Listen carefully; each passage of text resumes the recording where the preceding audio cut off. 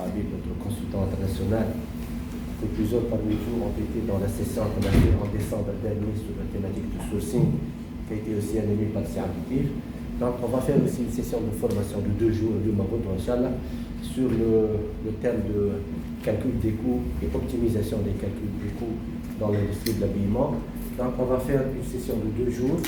اليوم الصباح ان شاء الله وغدوه اليوم toute la journée وغدوه نبداو قبل شويه الوقت هذايا خاطر احنا on a des participants من تونس وعندنا خلينا يجيو من ولايات اخرى دونك انا اوبتي باش نبداو مخفي pour avoir le maximum de collègues من البدايه. Donc كما العاده on est à vos dispositions. Pour la mission تاع سي Abdelatif, on aura une session de formation de 2 jours et après moi j'ai envoyé un mail à toutes les entreprises qui sont intéressées d'avoir des visites à Abdelatif. Donc, on a eu 4 entreprises qui ont manifesté l'intérêt.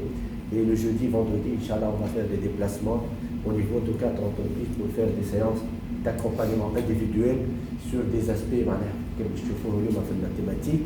Mais pour le principe, Abdelatif, qui m'a fait le costing, qui m'a fait le sourcing, qui m'a fait la formation heavy. Donc, vous pouvez toujours échanger avec Abdelatif.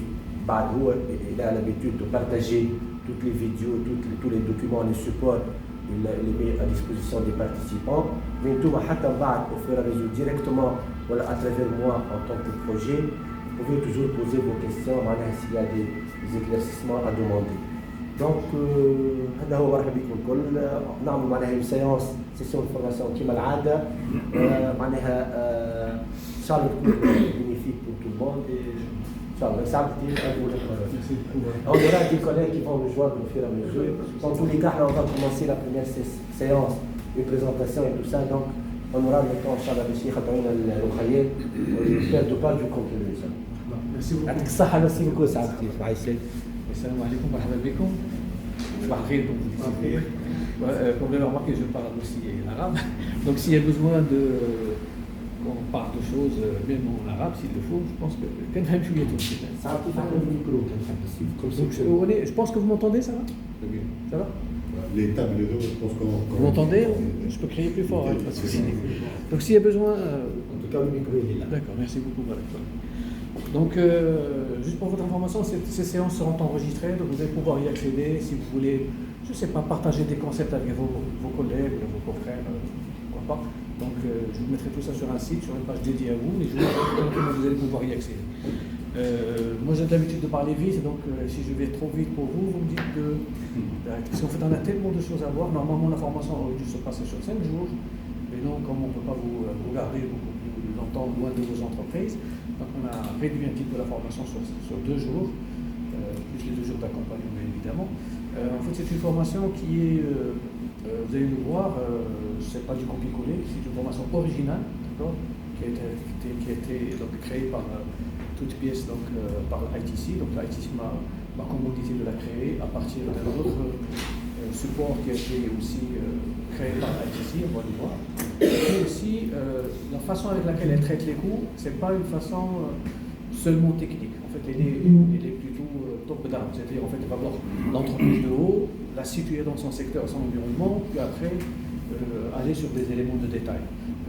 Chacun d'entre vous vient d'une entreprise probablement différente, et donc il y aura probablement, chacun va avoir son propre modèle de coût.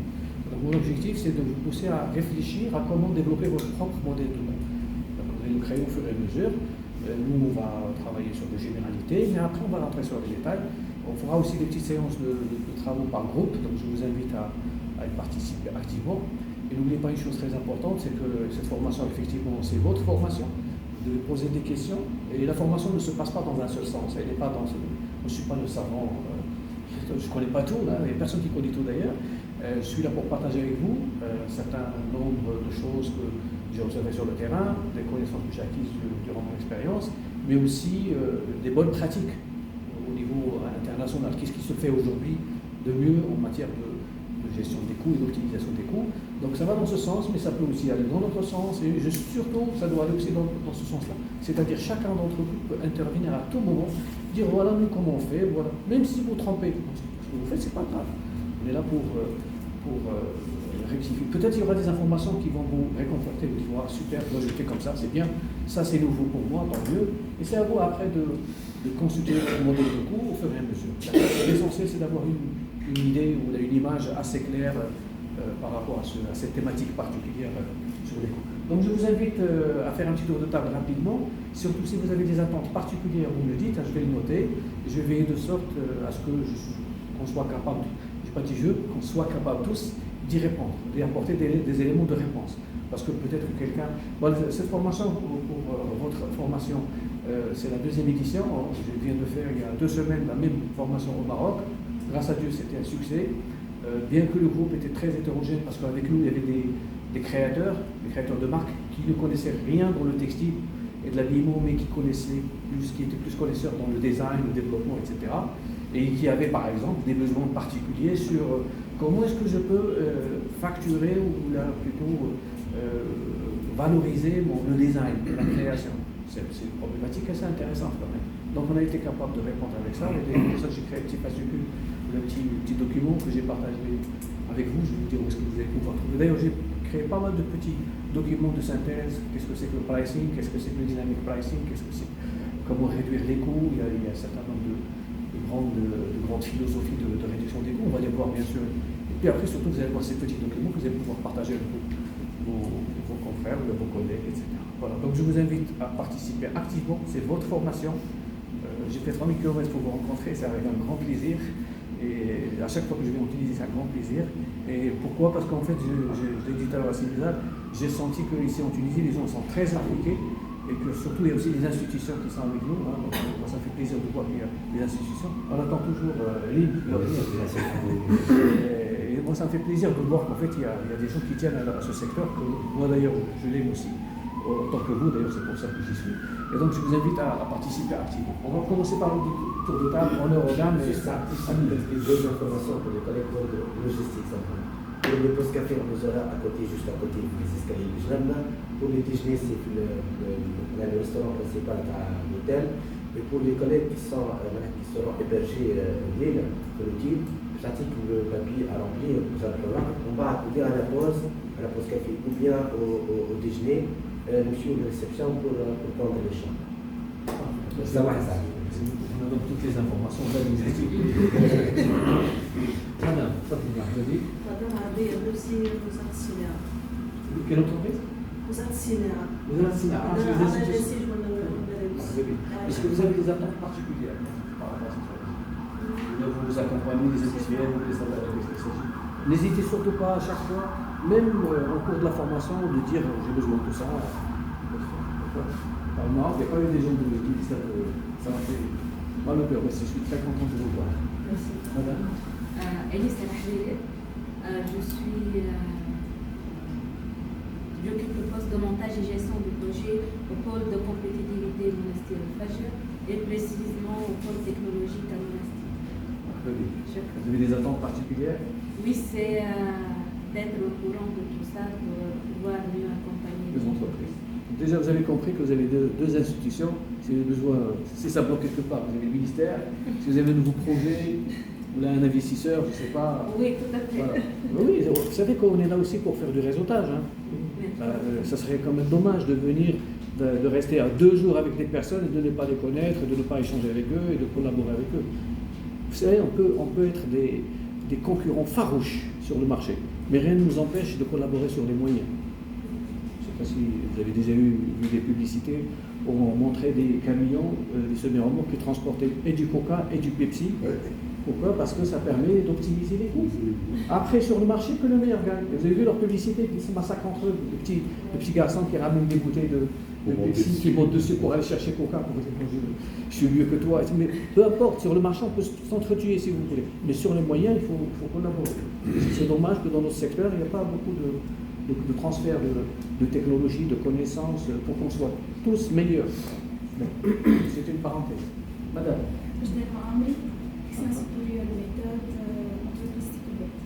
Au moins, on a quelqu'un des méthodes, ça fait plaisir, parce qu'en fait, à un certain moment, on aura besoin des méthodes dans la partie production.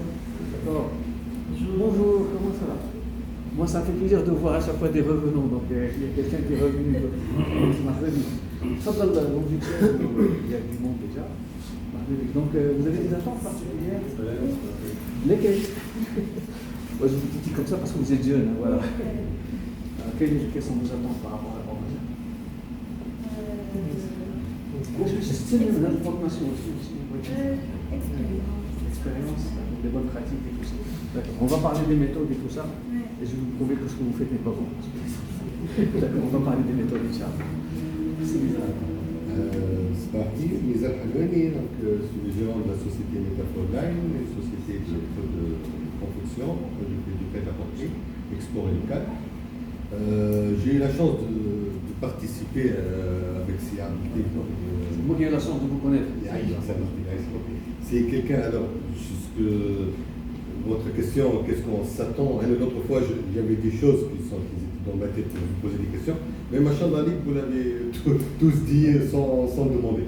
Donc, aussi actif, d'autant plus que c'est quelqu'un du domaine, donc il a bossé dans les entreprises de textile au Maroc. Donc, il connaît un peu le domaine, c'est pas l'expert, il va commencer à nous parler un peu des trucs théoriques, là, il est plein dedans. Pas de souci. C'est la formation, ça active. Il faut dire les choses comme ça. Machallah. Et vous attendez par rapport à la formation, si vous avez des attentes particulières? J'attends plus les astuces qui me marrent les fêtes. Il y a des petites astuces que vous maîtrisez beaucoup mieux que nous, avec votre expérience, votre parcours. Donc, il y aura plein d'astuces, plein d'outils et tout ça qui vont permettre d'aller plus vite, parce que c'est ça l'avantage. C'est ça. Madame?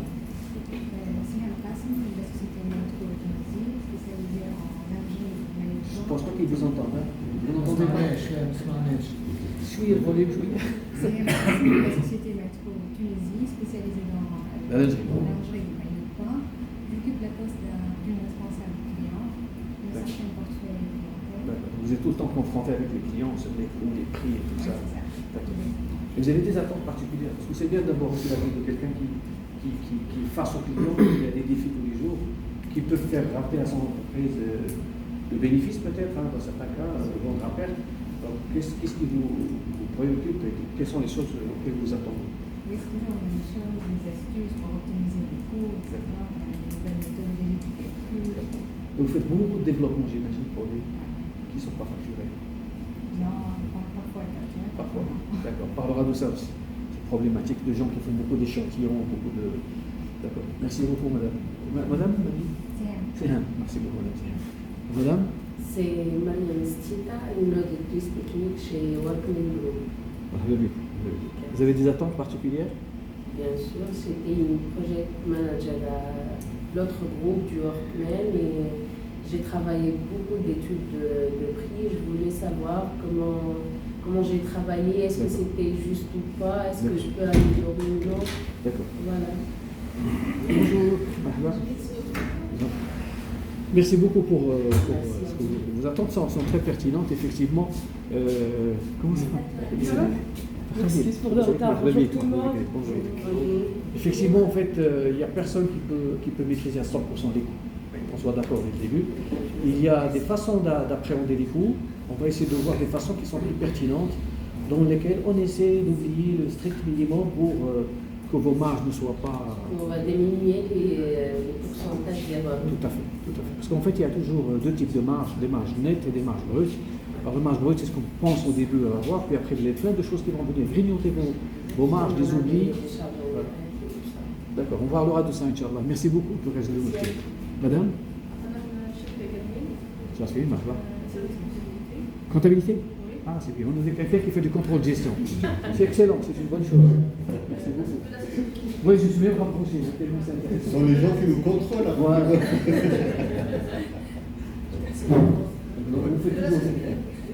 vous faites toujours des contrôles de coûts, tout ça, et vous avez besoin de savoir un petit peu. Parce que parfois on trouve des erreurs sur les calculs. Par exemple, le bénéfice, c'est pas. Les marges. C'est intéressant parce que j'aimerais bien que vous participiez, que vous nous donnez à chaque fois votre avis sur comment vous faites. Et puis ce que je sais aussi, c'est que souvent les gens qui sont dans le contrôle de gestion, ils n'ont pas de bonnes connaissances techniques. Ils ont besoin. C'est pas moi qui calcule, mais je fais le contrôle sur le. D'accord. Là, vous allez mieux contrôler. Ouais. C'est ça le plus important. D'accord. Merci beaucoup, Monsieur. Bonjour, c'est Ed Paul, groupe Satex.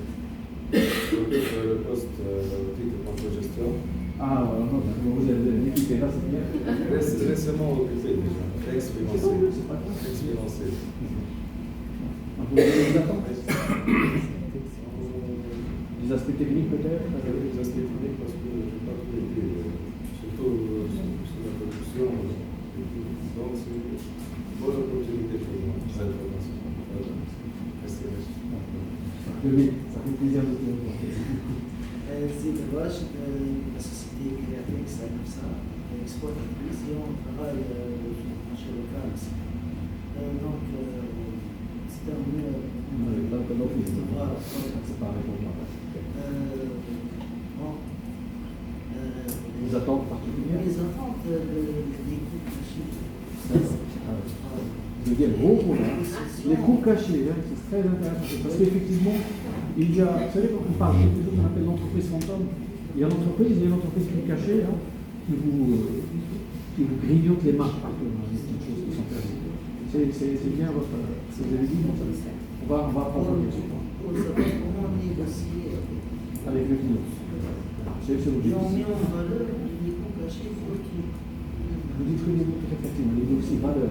Je souligne une valeur et on reviendra sur la notion de valeur, c'est très important. Parce que vous ne vendez pas à votre client un produit. Ce que vous vendez, c'est plutôt de la valeur. Donc il faut justement être capable de vendre la valeur. On reviendra sur ça. Merci beaucoup. Bon, Nabi Detaïf, centre technique textile, consultant. Bon, le thème il est connu peut-être pour le CTEX, mais on attend peut-être le perfectionnement à notre niveau, peut-être comme consultant. On a besoin de connaître comment la maîtrise des coûts, comment maîtriser un coût et comment réduire des coûts. D'accord, c'est ce qu'on va voir. C'est l'attente peut-être des chefs d'entreprise. Oui, mais c'est pour ça qu'on a fait le tour. Oui. Chacun, effectivement, des chefs d'entreprise a cette problématique. Donc on va essayer justement de voir quelles sont les différentes façons avec lesquelles on peut appréhender les coûts et avoir des modèles. Vous allez voir, c'est complètement différent de ce que vous savez. La méthode qu'on va voir est complètement nouvelle, ce n'est pas une approche classique. C'est-à-dire qu'elle se base sur des concepts qui ont moins de 10 ans, qui ont 5 ans, 6 ans, donc c'est assez récent. C'est une approche qui est très intéressante parce qu'elle tape très large. Mais personne ne peut prétendre que c'est la méthode parfaite. Mais c'est l'une des meilleures méthodes pour le monde aujourd'hui. D'accord ? Merci beaucoup.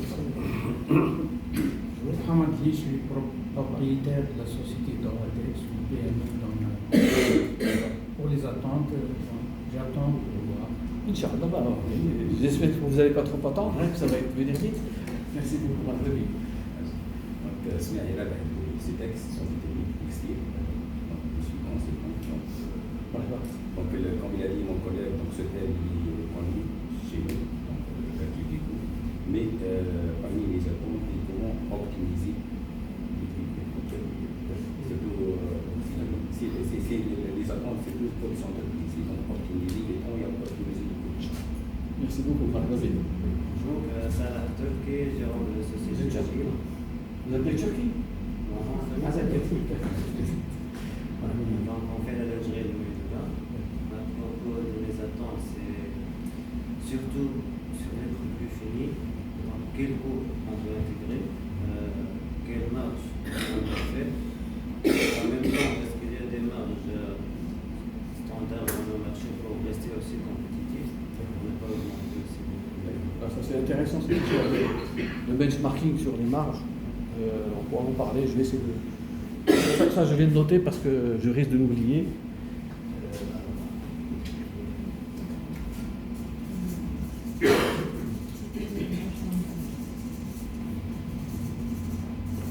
Alors le reste je ne l'ai pas noté parce que on va traiter, d'accord. Merci beaucoup. Donc, pour ça, je vais essayer de répondre ensemble. Alors, moi aussi j'ai des attentes, hein, donc j'attends de vous à ce que vous participez très activement.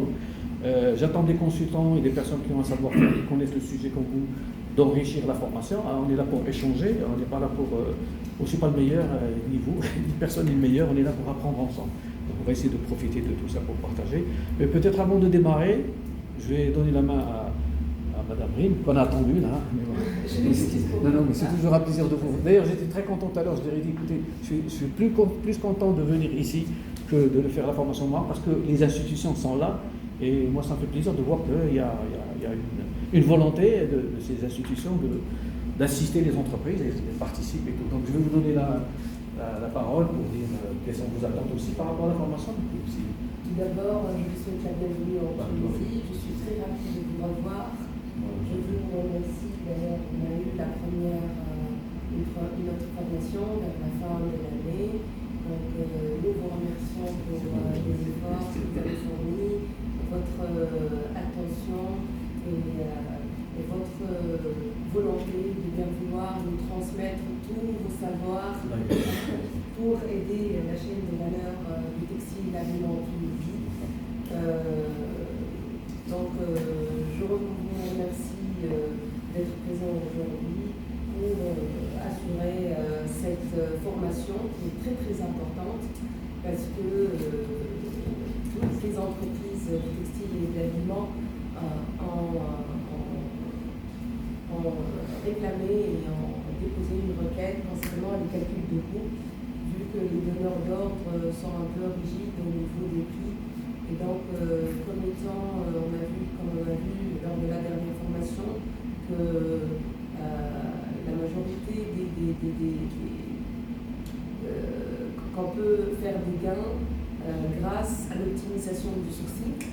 Donc, et là, on continue de mettre la pression sur les coûts pour optimiser le calcul des coûts et du coup, on pourra gagner plus et gagner la confiance des donneurs d'ordre et graver les échelons petit à petit.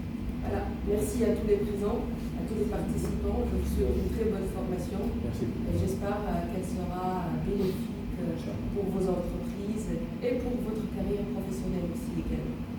Merci beaucoup pour ces paroles.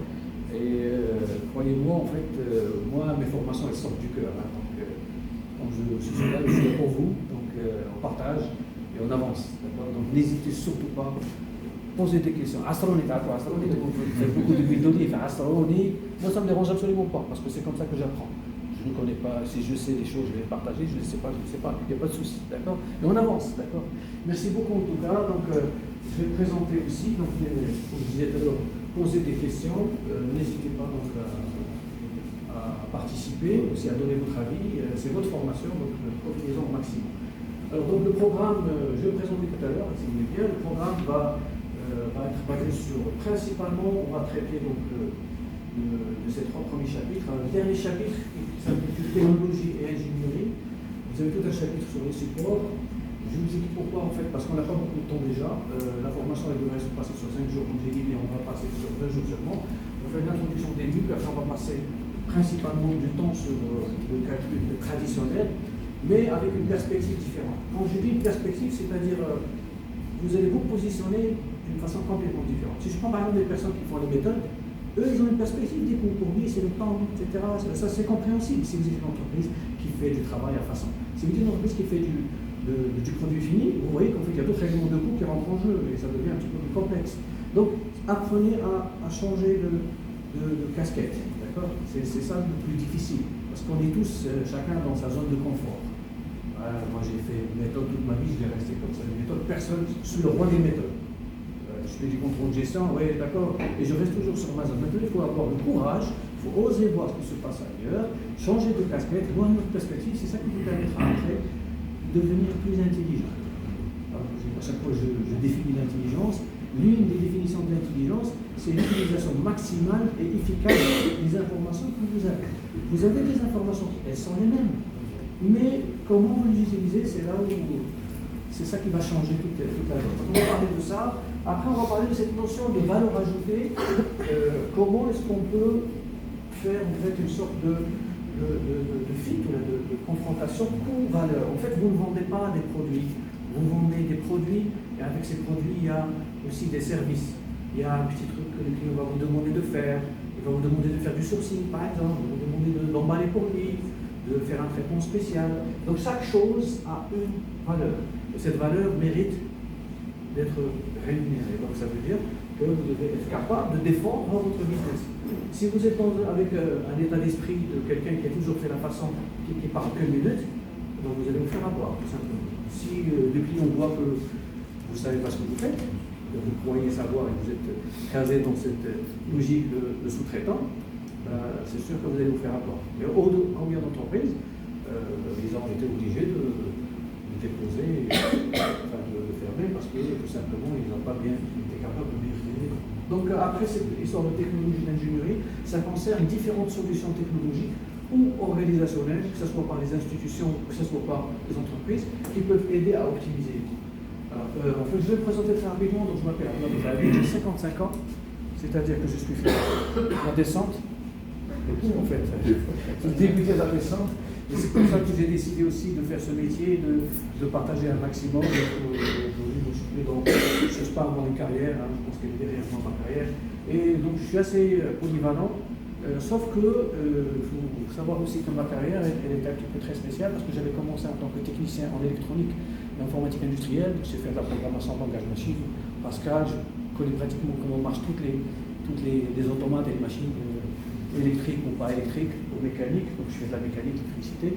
Je travaille dans une des plus grandes multinationales au monde qui s'appelle Esthétique Electronics en tant que responsable développement industriel et maintenance pendant 2 années. Puis après, je suis très opportuniste. Le secteur textile marchait super bien. Ça, c'était dans les années, début années 90, 1980-89. 89-90, pardon. Donc 2 années. Donc après, je suis parti. J'ai travaillé chez ST, et puis après ST, il y avait le secteur textile qui marchait super bien. Et il y avait donc des bourses d'études qui étaient offertes par l'Union européenne. On était des Marocains et des Tunisiens. Donc d'ailleurs, j'ai 5 de mes collègues de classe qui étaient des Tunisiens. Et puis, on a fait cette formation d'ingénieur en textile habillement. Moi, je suis ingénieur textile habillement.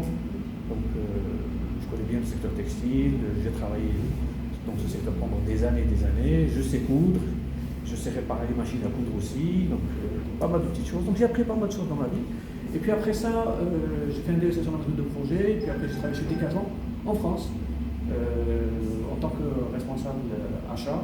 Donc j'ai acheté un petit peu pour du textile, et hors textile, parfois des produits des Shimano pour bicyclettes, les changeurs de vitesse, les freins, et tout ça, mais je travaillais chez beaucoup de textiles. Quand Decathlon a décidé d'ouvrir Decathlon Production au Maroc, je suis arrivé avec la toute première équipe, on était 5 personnes. On a ouvert Decathlon au Maroc. Personne ne voulait travailler avec nous au début. Personne. Et au bout d'une année, on avait la queue devant la porte. Aujourd'hui, Decathlon Production Maroc, c'est le premier donneur d'ordre textile.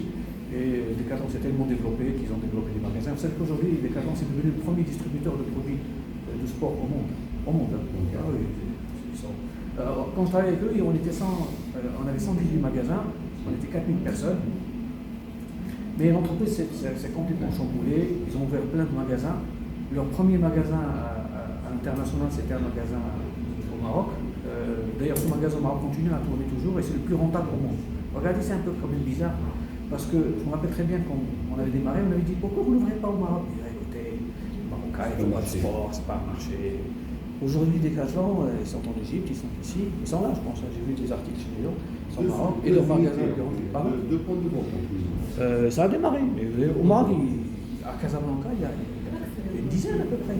Tunis, il y a déjà de Tunis. Ça marche. En Égypte, ça a cartonné, ça explose, hein, ça marche super bien. Pourquoi? Parce qu'ils sont sur un créneau qui est en fait des articles qui sont accessibles à tout le monde. D'accord? C'est un créneau qui va super bien, ça veut dire que tout le monde peut faire du sport. Alors après Decathlon, donc j'ai travaillé dans la plus grande confection marocaine à l'époque en tant que directeur logistique, donc m'occupe des importations, des exportations. Pour vous dire, c'est à peu près 30 camions par semaine à l'arrivée, 30 camions au départ. Donc c'est vraiment des flux très 7000 personnes, 9 usines. Puis après on a créé la première plateforme de contrôle de qualité. Puis après je suis parti dans un groupe qui s'appelle Douglas, qui est le premier sous-traitant de Marks & Spencer. Là, la qualité, c'est des choses extraordinaires. J'ai eu à travailler sur des commandes de 1,5 million de pièces, 300 000 pièces, 400 000 pièces. Je faisais des lancements de chaînes pendant 15 jours et j'allais dormir pendant 6 mois, 8 mois, le temps de la chaîne tourner. Belle époque, pardon? Belle époque. Oui, mais je m'ennuie à mort. À mort, hein. C'était quand on avait un lancement, on était très content. Et on prenait le temps. Et sur chaque poste, on prenait des pièces, on les découpait. On disait, et quand ces pièces étaient mauvaises, on disait ça c'est la mauvaise, ne faites pas, on mettait ça en rouge. La bonne, on disait ça c'est la bonne. On faisait ça poste par poste. On prenait une journée, 2 journées. Sur 30 personnes, on faisait 15 jours, un mois, il n'y a pas de problème. parce que quand la machine roule, ça y est. Et c'est extraordinaire, c'est que juste après ça, j'ai travaillé avec une entreprise qui s'appelle Bluebird, en tant que directeur de production. Et là, j'ai un autre choc de ma vie, parce que je suis passé en 2 mois, de milliers de pièces, de 1 demi-million de pièces, à des commandes de 500 pièces, 50 modèles. 500 pièces, c'est la même commande. 50 modèles, la même commande.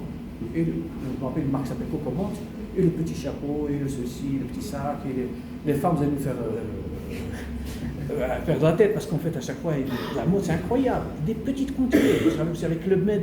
Alors, Club Med, ils avaient 300 clubs partout dans le monde, et il fallait. Alors, leur logistique, c'est un truc fou, parce que dans chaque carton, il fallait mettre différentes tailles, différentes couleurs, différentes.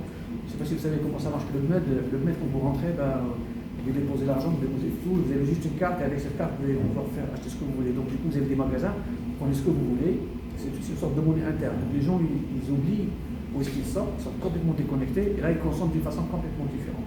Et c'est presque du sur-mesure, et c'est presque du juste à temps. Donc, il fallait envoyer par avion partout dans le monde, Bora Bora, Club Med, c'est pas quoi.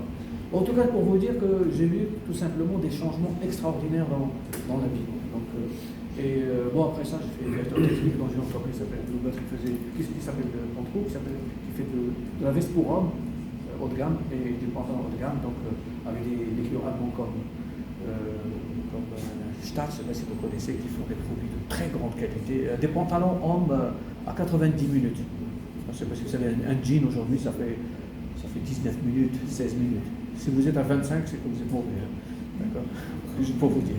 Et donc, même entreprise, on faisait des pantalons un pantalon classique comme celui de c'est à peu près 40 minutes, 42 minutes exactement. Là, cette entreprise faisait des articles avec doublure, là, jusqu'à niveau de la porte, ça s'empêche pas, des petites poches, des poches internes, etc. Et des trucs, des réhauses, et j'en passe, 80 minutes, 90 minutes. C'est un degré de technicité assez élevé, avec des automates allemands et tout ça.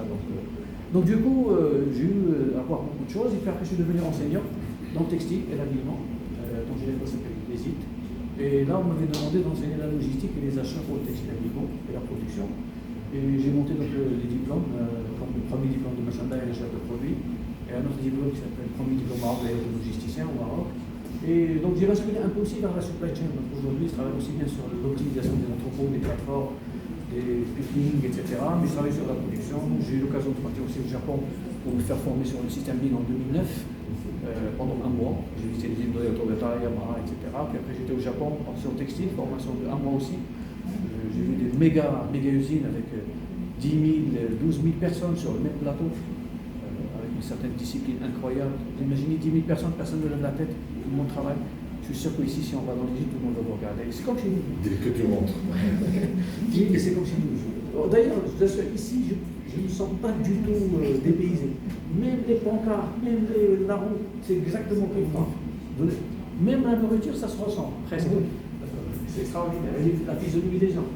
Voilà, donc après ça, ce que j'ai fait, c'est que j'ai fait une sorte de doctorat en management de projet, en système d'information appliqué à la supply chain. Donc ça veut dire que je sais aussi paramétrer les systèmes d'information, j'accompagne les entreprises aussi dans le paramétrage, comment choisir les solutions d'information, quelle information je dois traiter, etc.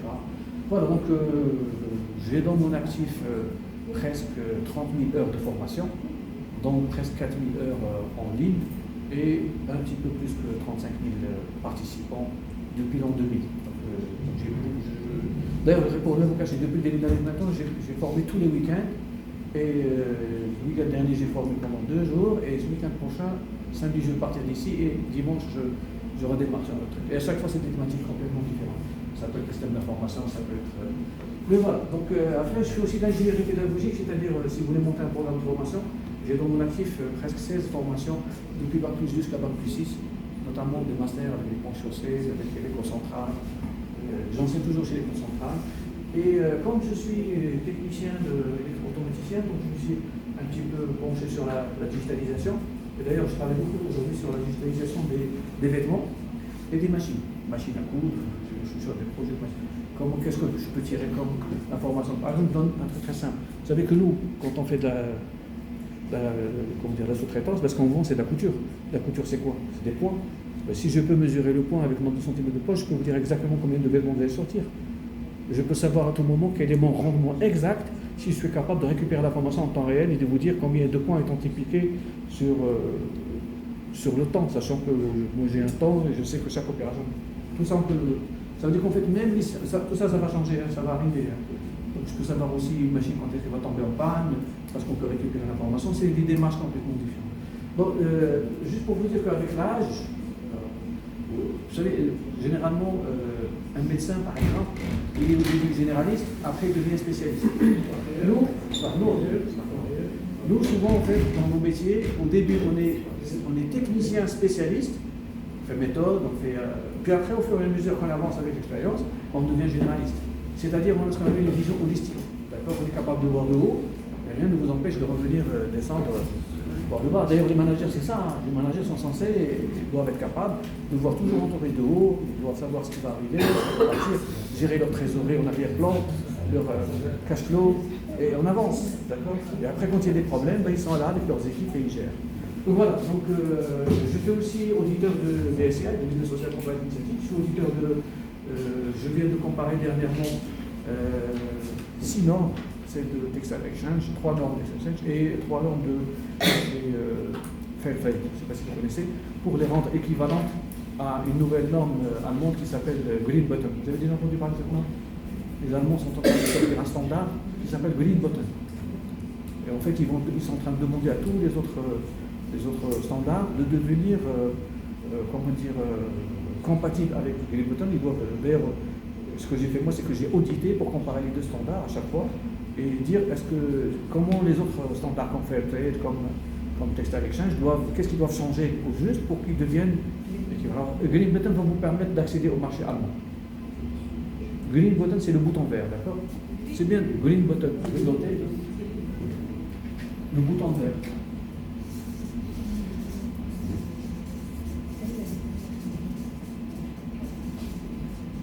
Je ne sais pas si vous êtes sur le marché allemand, mais demain, si vous voulez y aller, il faut vous préparer. D'accord. Comme le BSR que vous connaissez probablement, le Business Social Compliance Initiative, vous connaissez, j'imagine. Oui, d'accord. Il y a d'autres. Hein. Sur certains pays, ils sont en train aussi de cadrer. Mais en fait, il faut savoir une chose, c'est qu'ils sont presque équivalents. Hein. D'ailleurs, ils ont tous la même base. Alors, souvent, moi, quand je démarre ça, ce que je fais, c'est que je crée la base pour que demain, s'il y a un nouveau qui arrive, vous changez juste quelques trucs, vous ajoutez quelques trucs en plus. D'accord. Par exemple, comme RAP, vous connaissez le RAP américain. RAP, non. Attention, ça, ce sont des. C'est ce qu'on appelle les VSS, hein. Voluntary Sustainable Standard. Voluntary, ça veut dire les standards de durabilité volontaire. Vous n'êtes pas obligé de les faire. Mais après, qui vous dit, si vous êtes BSI, je travaille avec vous, si vous n'êtes pas, je ne travaille pas avec vous. D'accord. D'autres qui s'appellent, vous avez BSI, vous avez aussi le VRAP. Le VRAP, c'est américain. Vous avez un autre qui s'appelle, du français, là, ICS. Vous connaissez? Oui. Bon, c'est juste les Français qui essaient de dire que nous, c'est un standard. Mais c'est pas celui-là, il est beaucoup mieux. En bref, c'était juste une petite parenthèse. Donc, d'ailleurs, ça peut être intéressant demain de monter des. Monsieur Wejdi, ça peut être intéressant demain de faire une formation sur les différents standards. C'est-à-dire comment je peux devenir sustainable, comment je peux devenir durable pour me préparer à aller sur le marché. Vous en savez d'ailleurs dans les rapports. Alors, donc, cette formation, en fait, elle a été. Créé à partir de ce document. C'est un document qui a été édité par le ITC à leur demande, en demandant à ce monsieur qui est un expert, c'est un américain, il a 85 ans, donc quelqu'un qui est expert en tout ce qui est planification stratégique des exportations au niveau mondial. Donc, il a de l'expérience, il a beaucoup d'expérience, mais aujourd'hui il est spécialiste de tout ce qui est chiffres au niveau mondial, qui c'est qui importe quoi, etc. Ça, c'est son LinkedIn. Si vous voulez l'ajouter, je vous conseille de l'ajouter. Pourquoi? Parce que chaque mois, il édite un rapport mondial de différents flux au niveau mondial. Donc, vous n'allez pas trouver la Tunisie, vous n'allez pas trouver le Maroc. Parce qu'on est minime, on n'est rien. C'est la vérité. On lui a posé la question. Pourquoi il nous a dit, vous savez, aujourd'hui, la plupart des flux sont partis vers l'Asie. Parce que quand vous avez un marché comme la Chine, il ne faut pas croire que Nous, on a dans notre esprit les Chinois 1,5 milliard, c'est que des pauvres. Non, si vous dites qu'il y a juste 10% de l'immobilisation, ça fait 160 millions. Il y a 20%, d'ailleurs ça doit être 20%, ça veut dire que c'est 300 millions. 300 millions, c'est presque le marché américain. C'est presque les États-Unis. Si vous prenez l'Inde, c'est pareil. Hein. Donc les choses sont en train de changer. Hein. Nous, je parle c'est pareil pour le Maroc, pour la Tunisie, que pour l'Égypte. On est là, il y a encore qu'on fait plus. Nous, on ne fait que sniffer, je dis bien le mot, des flux qui passent. On n'est pas vraiment des. On manque encore d'agressivité commerciale, de compétitivité, etc. Donc vis-à-vis de ces grands marchés. Vous allez me dire c'est pas possible, j'ai dit si c'est possible, ça veut pas aujourd'hui. Le pays le moins cher en termes de main-d'œuvre, c'est lequel? Vous connaissez? C'est l'Éthiopie. C'est l'Éthiopie et l'Érythrée. Oui, donc ça a changé, c'est africain.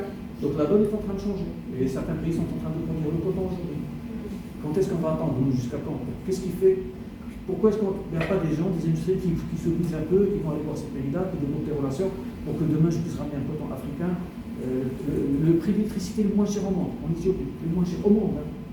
Ça veut dire que je peux traiter, faire du tissage là-bas, et je peux faire de la confection quelque part. Qu'est-ce qui nous empêche demain de devenir des industries, enfin plutôt des fournisseurs de services, comme l'île Maurice? Vous savez, l'île Maurice, le plus grand PIB en Afrique. Combien d'usines ils ont aujourd'hui? 0. Tout est parti au Madagascar, ils gèrent. Ils sont plus riches que nous tous. Hein. En fait, ils n'ont rien, c'est juste unique. Donc, c'est pour vous pousser à réfléchir. Hein. Cette formation est là pour vous pousser à réfléchir, d'accord? Donc, ce n'est pas la formation classique que vous connaissez. Alors, si vous voulez, donc, moi, je vous conseille de suivre ce monsieur. Ce livre, ce document-là, je le partage avec vous. Il existe en langue française. La seule traduction, mais ce sont des slides. Mais les slides, c'est plutôt des illustrations. Alors, donc, voici la page sur laquelle vous allez pouvoir aller. Je vous conseille de la scanner maintenant ou de la noter. Alors, Habib, c'est moi, et ça c'est mon site. Vous voyez sur Hosting, pourquoi j'ai pas de site ITC? Parce que c'est très lent pour pouvoir donner l'information à ITC et le mettre en place. Et en plus, votre page, il y aura une page qui est dédiée à la Tunisie. Donc, si vous accédez sur ce site-là, voilà les choses que vous allez trouver.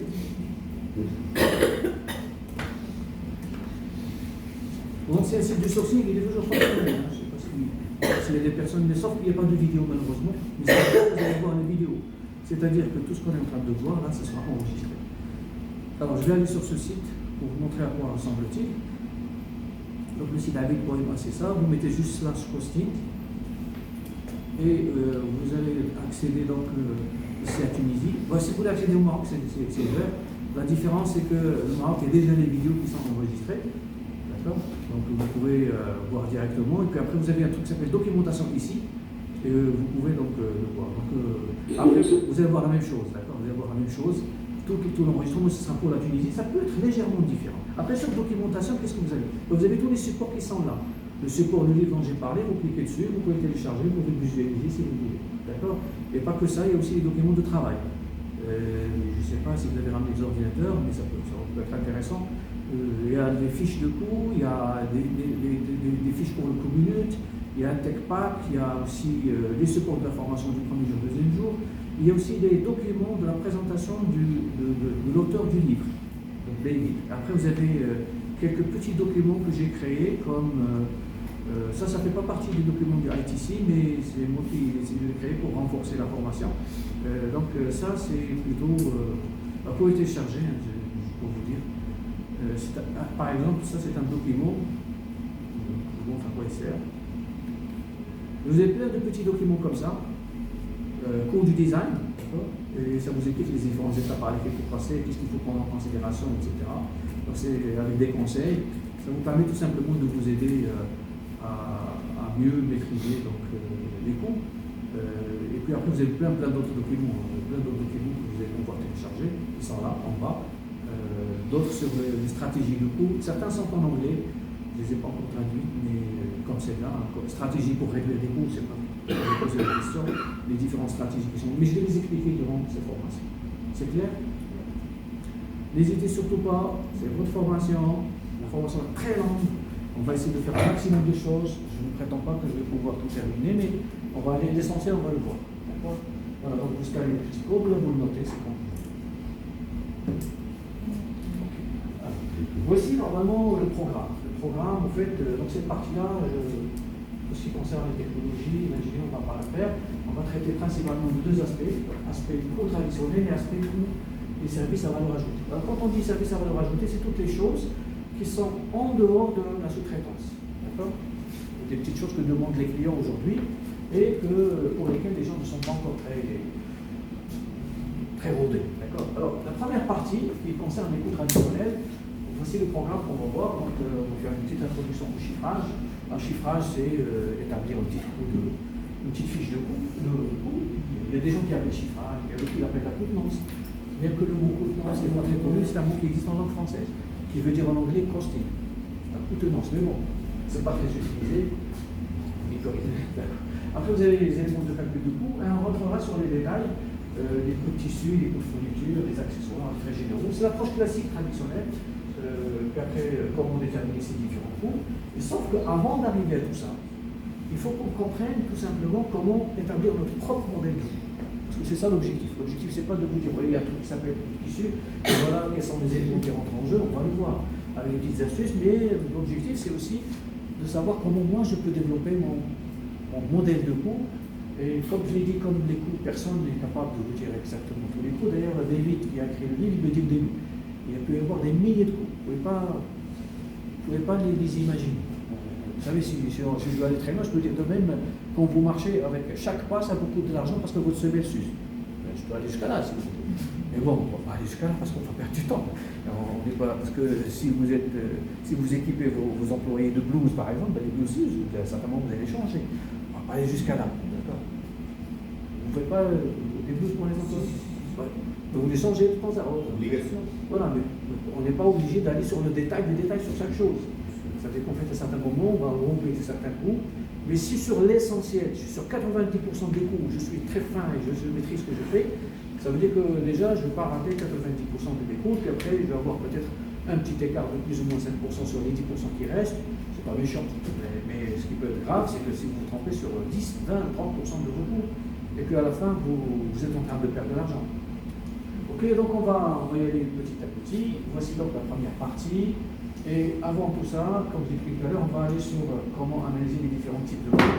Et on va faire une sorte d'introduction générale. Et cette introduction est très importante parce qu'elle va vous permettre de cadrer les choses. Donc, faites attention parce que nous avons avec nous deux types de personnes. Nous avons avec nous des technico-techniciens. Les technico-techniciens, ce sont les gens qui ont fait que de la technique pour tout autre. Les agents de méthode, les contrôleurs de gestion. Parce que c'est aussi des techniciens de quelque chose. D'accord ?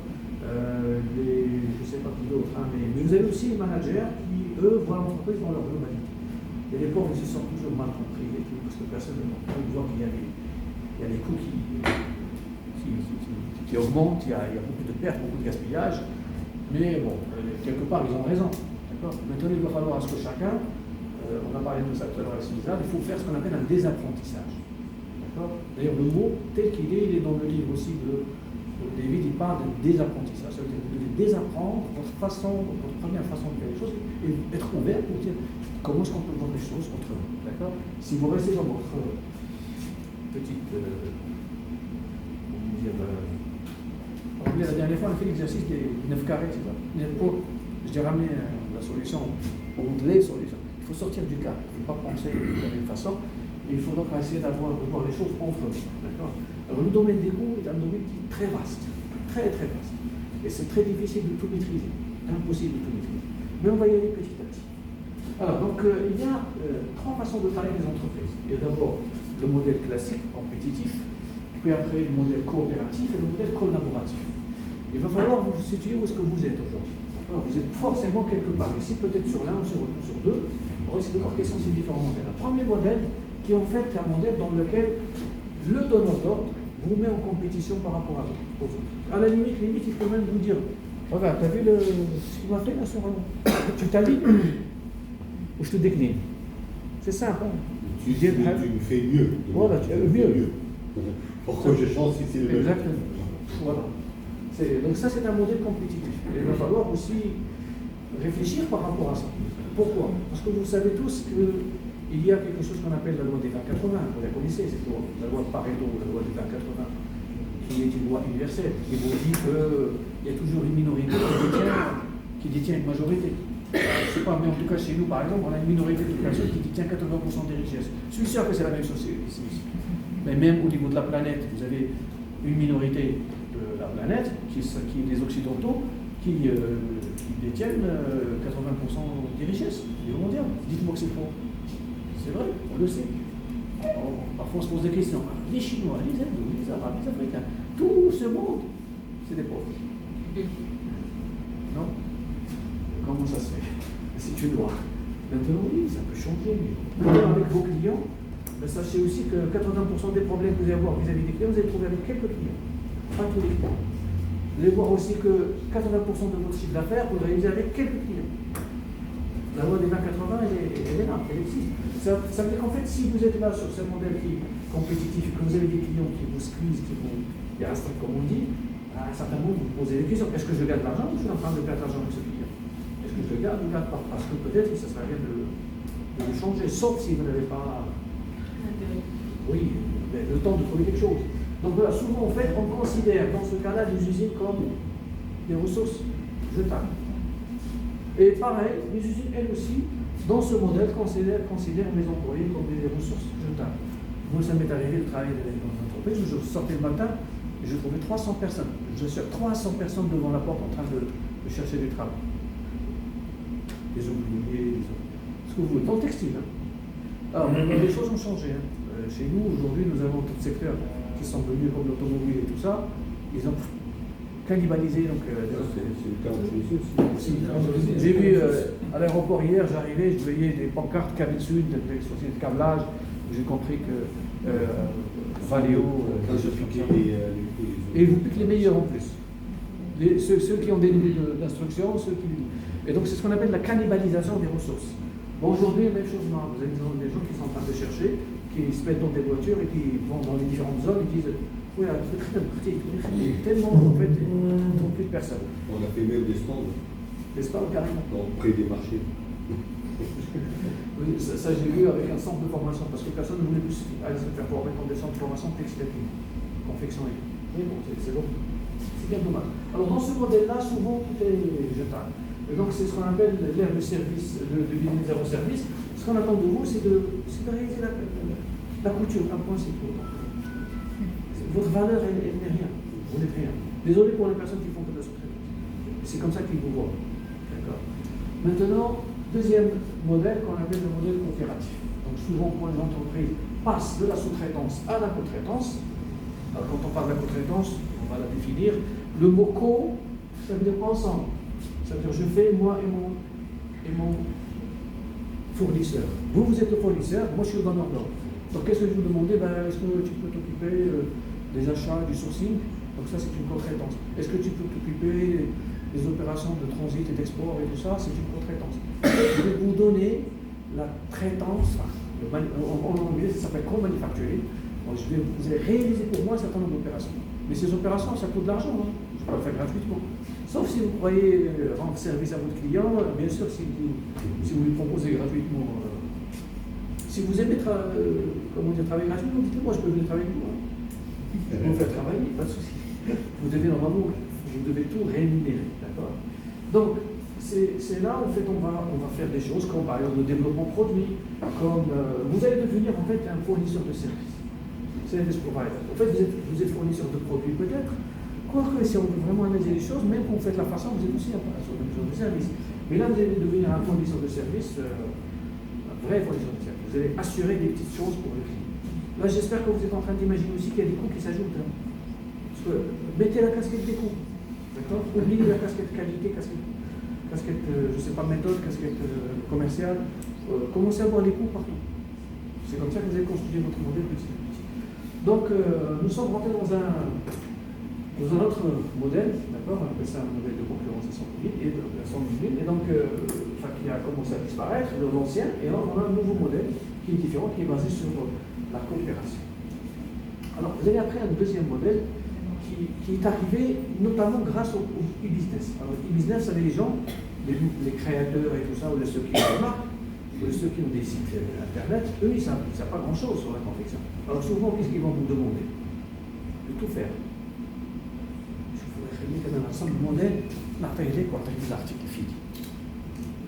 Il n'a pas ce savoir. Et la dernière fois, j'ai assisté, il y avait avec nous 6 créateurs dans l'ancienne formation, là même, ils étaient complètement dépassés. Ils n'ont pas compris. Vous savez, imaginez quelqu'un, un créateur, qui dit c'est quoi un matelas? C'est quoi un placement? Ils ne connaissent pas, ils ne savent pas. Écoutez, je vais avoir du mal, hein, parce que je ne peux pas aller avec vous sur les basics, sur les fondamentaux de l'habillement. D'accord, ils sont dans l'habillement, mais ils sont plutôt dans le rêve, dans le design. Mais donc, ces gens-là, demain, vont vous dire je vous donne le croquis et vous vous occupez de tout. C'est ce que je fais exactement. Aujourd'hui, c'est ce que vous faites déjà. Vous êtes donc déjà dans ce modèle-là. Exactement ça. On arrive avec un croquis. Après, vous devez faire des. Parce que eux, d'ailleurs, ils peuvent être tellement. C'est pas leur métier en fait. Leur métier, c'est le design. C'est le design. Mais attention, mais c'est pour ça. Mais ils ne sont pas industriels. Et ils sont, en plus, il faut bien les orienter. En fait, ce type de parce qu'en fait, ils peuvent vous demander des choses qui ne sont pas industrialisables. Exactement, voilà. Il faut les orienter, il faut les guider jusqu'à la fin. Oui, c'est exactement ça. C'est ça la matière. C'est la. Ou là, ça, on ne peut pas. Il faut qu'on fasse autrement. Ou là. C'est ça. Hein. Parfois, en fait, eux, souvent, ils se font plaisir. Les créateurs, quand ils réalisent quelque chose, ils rêvent. C'est des rêveurs. Hein. Mais bon, ils ont le droit de rêver. Sauf qu'il y a la réalité. Il y a la machine à coudre. Il y a les points. Il y a. Je ne peux pas tout faire. Ouais. Je peux pas tout faire. C'est un peu comme les grands créateurs. Là. Pourquoi est-ce qu'ils vendent Yves Saint Laurent et tous ces gens-là, et Christian Dior, pourquoi est-ce qu'ils vendent leurs pièces? Parce que c'est fait à la main. Et ça devient. C'est pas de la confection, ça. C'est pas de la confection. C'est pas de l'industrie. C'est de l'art. C'est autre chose. Donc on ne peut pas. Je peux le faire, bien sûr, on peut tout faire. Sauf que si je dois le faire avec les aiguilles, passer, rentrer carrément à l'intérieur de la pièce, écoute de l'intérieur, tout est possible, c'est la folie. Donc là, on passe à autre chose. Et bon, tout ça aussi pour vous dire que c'est aussi une autre opportunité pour les entreprises. Parce que n'oubliez pas une chose très importante, c'est que les donneurs d'ordre, ils margent. Et ils margent d'une façon très confortable. La dernière fois, on a parlé des différentes marges. Les marges de marque, qui sont au minimum de 2,2 sorties usine. Dans l'article, on parle de 100 dinars par exemple, j'imagine 30 dinars, eux ils multiplient par 2,2, ça veut dire 66,66. C'est ça, 2,2, c'est ça. Oui, c'est ça. Donc ça veut dire qu'ils taxent, ils margent. Alors vous avez quelle marge? Ça c'est le minimum. Pardon? 2,2 c'est le minimum. C'est le minimum, c'est ce que j'ai dit. C'est ce que j'ai dit, le minimum. Dans la grande distribution. Combien? Aller vers fois 6 et fois 7. Tout à fait. Parfois, vous avez parfois des marges de 1200%. Donc ça veut dire qu'il y a de la marge. Alors que les usines industrielles, vous gagnez combien? Si on arrive à 10, on est. Je vous assure, moi j'ai vu des entreprises qui fabriquent 3 millions de pièces en jean, pantalon jean, à 3 de marge. Donc s'ils perdent juste un petit 1% de taux de rebut, tout est parti. Et parfois, quand ils refont leur calcul, ils disent on a oublié ça, mais finalement, on n'a pas notre 3. Donc, ça veut dire que ça devient très serré pour certaines industries. Donc, maintenant, c'est bien de connaître ces modèles-là. Et pour vous aussi, c'est une information importante. Ça veut dire que c'est une opportunité pour vous.